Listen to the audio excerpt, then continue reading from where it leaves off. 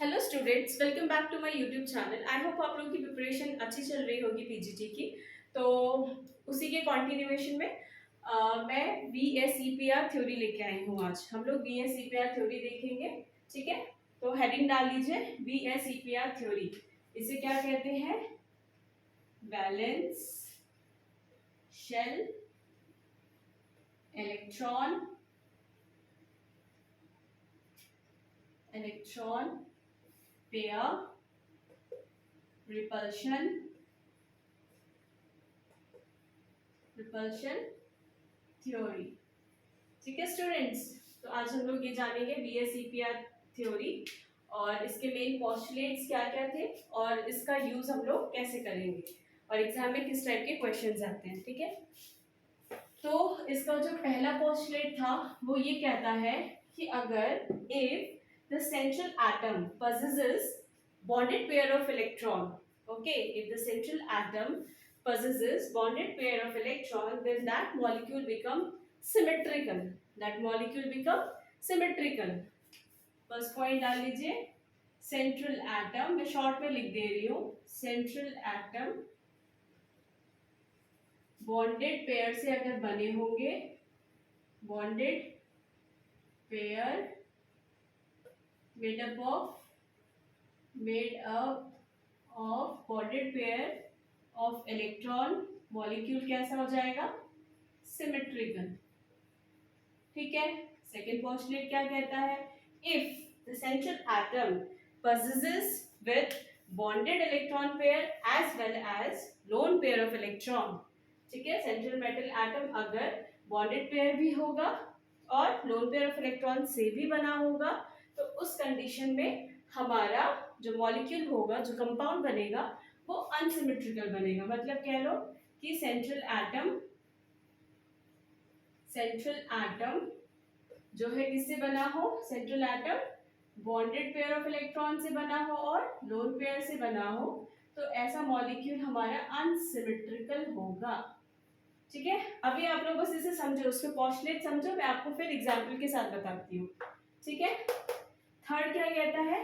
Third postulate ये था कि सेंट्रल एटम, ठीक है, सेंट्रल एटम से जुड़ने वाले जो नेक्स्ट एटम है, अगर वो डिफरेंट है, central atom and the another atom is different, then that molecule is also unsymmetrical. वो भी क्या होगा? अनसिमेट्रिकल होगा। ठीक है स्टूडेंट्स, वो भी अनसिमेट्रिकल होगा। ओके, अब हम लोग एक एक एग्जाम्पल करते हैं सबके। तो पहला एग्जाम्पल और फिर समझते हैं। पहला एग्जाम्पल जैसे मैंने बोला कि central atom made up of bonded pair of electron, ठीक है, तो वो मॉलिक्यूल हमारा सिमेट्रिकल होगा। इसका एग्जाम्पल, बेस्ट एग्जाम्पल है BF3। ठीक है, BF3 में देखिए, सेंट्रल एटम बोरॉन हो गया, 3 फ्लोरीन से बना हुआ है ये, और तीनों क्या है? बॉन्डेड है ना, तीनों बॉन्डेड है, इसीलिए इसीलिए ये क्या हो जाएगा? ये सिमेट्रिकल। और वैसे भी ये सिमेट्रिकल ही होता है। आप इसको ऐसे मिलाओ, ट्राइगोनल, इसका क्या होती है? ट्राइगोनल प्लेनर होता है ना, ये ट्राइगोनल प्लेनर स्ट्रक्चर होता है। चाहे आप यहाँ से कट करो, यहाँ से कट करो, यहाँ से कट करो, ठीक है, सिमेट्रिकल है। इसमें ये वाली प्लेन भी है ना, ये वाली प्लेन से भी आप कट कर सकते हो, तो बराबर ये कट हो जाएंगे, केक जैसा है। जैसे बीच से कट करोगे, स्लाइस में कट जाएगा। ठीक है, तो BF3 is a best example of this because all are bonded. इसमें कोई लोन पेयर नहीं है, इसीलिए ये सिमेट्रिकल हो गया। अच्छा, नेक्स्ट चलते हैं हम लोग जिसमें बॉन्डेड भी है और लोन पेयर भी है। तो ऐसी कंडीशन का एग्जाम्पल है, सेकेंड पोस्टुलेट का एग्जाम्पल है हमारा NH3, है ना। नाइट्रोजन का कॉन्फ़िगरेशन करिए, 7 2 and 5, ठीक है, मतलब 5 से बना होना चाहिए। तो ये हमारा नाइट्रोजन है, हाइड्रोजन हाइड्रोजन हाइड्रोजन, ये तो बन गया सिग्मा सिग्मा सिग्मा, ठीक है, और इसके पास लोन पेयर, ठीक है, 1 2 3 4 5, तो ये हमारा लोन पेयर हो गया। हाइब्रिडाइजेशन इसकी क्या हो गई? मैंने कल बताया था, number of sigma bond is directly proportional to its hybridization. And lone pair also participate in hybridization. So ये हमारा हो गया sp3 हाइब्रिडाइज्ड। ठीक है, तो अब देखिए इसमें ये जो प्रोटॉन, ये बॉन्ड है, ये तीनों बॉन्ड है और लोन पेयर है। मैंने आपको क्या बताया, अगर किसी मॉलिक्यूल में बॉन्डेड पेयर भी है और लोन पेयर भी है तो उस कंडीशन में क्या हो जाएगा, वो मॉलिक्यूल हमारा अनसिमेट्रिकल हो जाएगा। क्यों अनसिमेट्रिकल हो जाएगा? बिकॉज उसमें क्या होगा, ये बॉन्डेड पेयर से और लोन पेयर के बीच में क्या होगा, रिपल्शन होगा।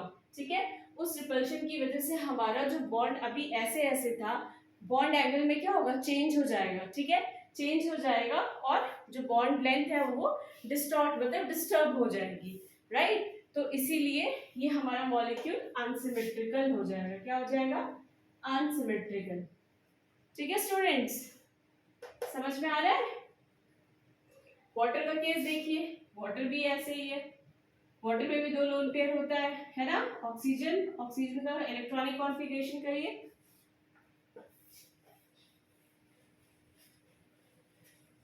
मैं आप लोगों को एकदम बेसिक से बताती हूँ कि आपको कहीं भी कोई डाउट ना रहे। ऑक्सीजन का 8 कितना हो गया, 2n6 हो गया।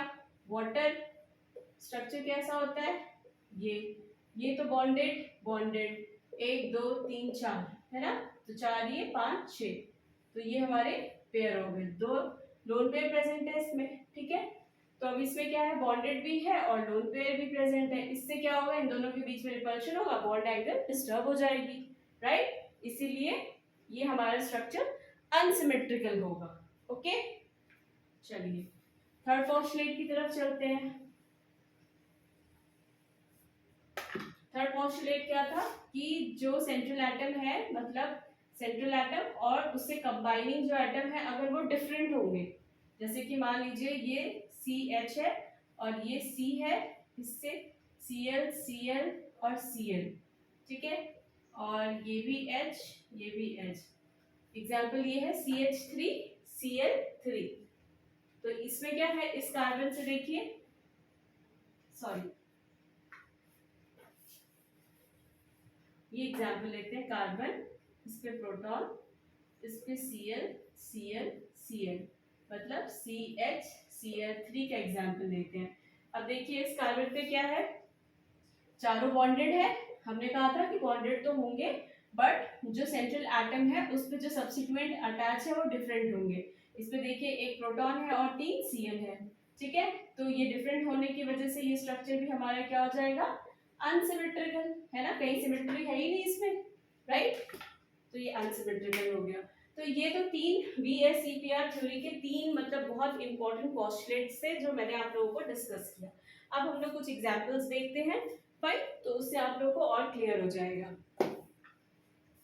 अच्छा, एक पॉइंट नोट कर लीजिए कि जो एग्जाम में ये क्वेश्चन पूछता है, मतलब ये आता ही आता है एग्जाम में, क्वेश्चन पूछता है आपसे, डायरेक्ट पूछता है कि ऑर्डर ऑफ रिपल्शन पूछता है।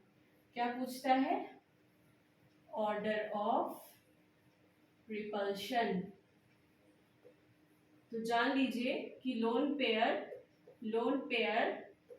के बीच में सबसे ज्यादा रिपल्शन होता है, बताया था मैंने अभी एग्जांपल में। फिर लोन पेयर बॉन्ड पेयर में रिपल्शन होता है, फिर बॉन्ड पेयर में।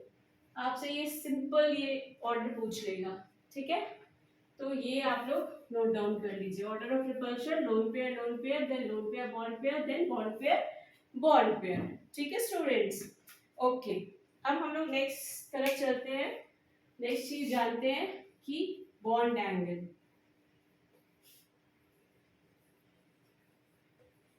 बॉन्ड एंगल जान लीजिए इनवर्सली प्रोपोर्शनल होता है। क्या होता है?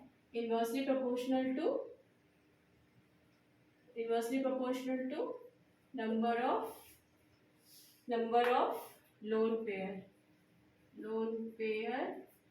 Of electron. ठीक है, bond angle is inversely proportional to number of lone pair of electron. मतलब उसका बॉन्ड एंगल ज्यादा होगा जिसमें number of lone pair of electron कम होंगे, या जिसमें number of lone pair of electron ज्यादा होंगे उसका बॉन्ड एंगल कम होगा।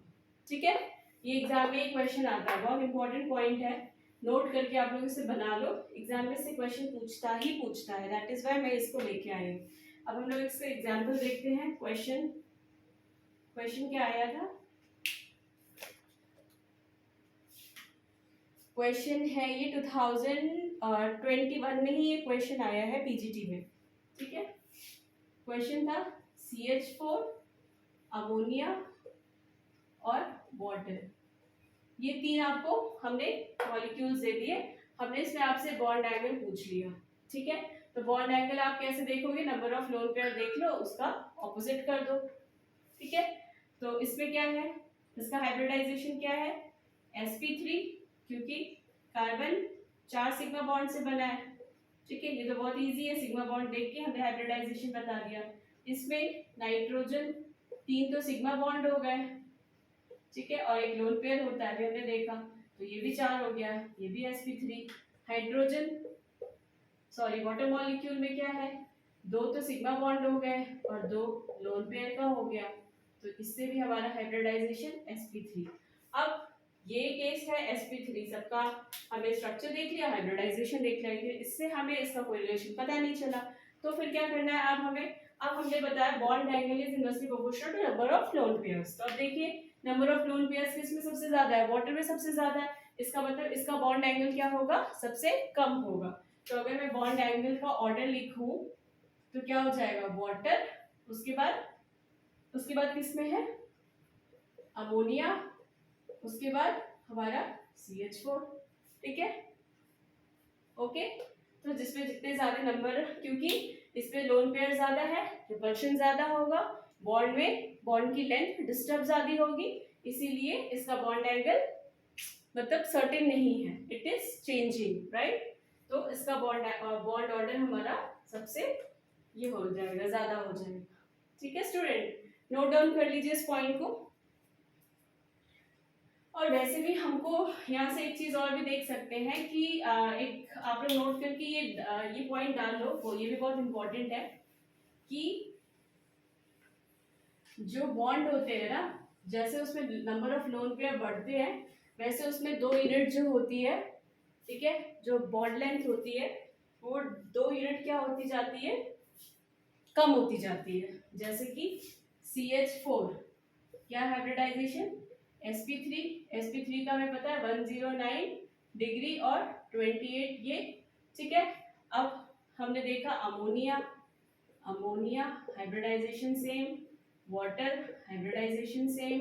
तो अब इसमें देखिए वाटर में 2 लोन पेयर थे, ठीक है, इसमें कितना, 1 लोन पेयर था, तो इसमें से 2 माइनस कर दीजिए, तो ये 10 कितना हो जाएगा, 7 के अराउंड हो जाएगा, और ये 105 के अराउंड हो जाएगा। तो मतलब जिसमें जितना ज्यादा लोन पेयर ये जितना ज्यादा होता है, उसमें आप 2 यूनिट, उसका बॉन्ड एंगल 2 यूनिट कम हो जाता है, ठीक है स्टूडेंट। तो ये एक इम्पॉर्टेंट पॉइंट है, अगर आपके एग्जाम में एक सिमिलर जैसे मतलब इस टाइप के मॉलिक्यूल आ जाते हैं और आपसे बॉन्ड लेंथ पूछ ले, तो आप यही ऑर्डर लिखना है, इसमें आपको कुछ याद नहीं करना है, बस ये याद करना है कि जिसमें जितने ज्यादा नंबर ऑफ लोन पेयर होंगे उसका बॉन्ड लेंथ 2 यूनिट कम हो जाएगा, बस यही है। So this is all about BS-EPR theory के मेन पोस्टुलेट एंड कुछ इंपॉर्टेंट नोट्स जो मैंने फील किया कि आपके एग्जाम पॉइंट ऑफ व्यू से इंपॉर्टेंट है, तो मैंने आपको नोट डाउन करा दिया, ठीक है। अब हम लोग नेक्स्ट वीडियो में हम लोग देखेंगे बॉन्ड लेंथ की पैरामीटर्स, ठीक है, बॉन्ड एंगल, बॉन्ड लेंथ और बहुत सारी चीजें, बॉन्ड ऑर्डर, छोटी छोटी चीजें, ये दोनों एक दूसरे से कैसे इंटर रिलेटेड है, कि कौन सा बढ़ता है तो कौन सा कम होता है, वो सब देखेंगे। और उसके बाद फिर शेप्स करेंगे मॉलिक्यूल्स के, उसके बाद ये चैप्टर हमारा कंप्लीट हो जाएगा, ओके। आप लोगों को कोई भी क्वेरी हो, कोई भी क्वेश्चन हो regarding the video, regarding any question, then you can drop in the comment box, okay student. So I hope आप लोगों को वीडियो अच्छी लगी हो, अगर अच्छी लगी हो तो प्लीज लाइक करिए, शेयर करिए, अपने फ्रेंड्स के सब्सक्राइब करिए चैनल को, और ऐसी वीडियो पाने के लिए जब सब्सक्राइब किए रहेंगे तो आपको तुरंत नोटिफिकेशन मिलेगा, ठीक है। Okay, all the best, thank you.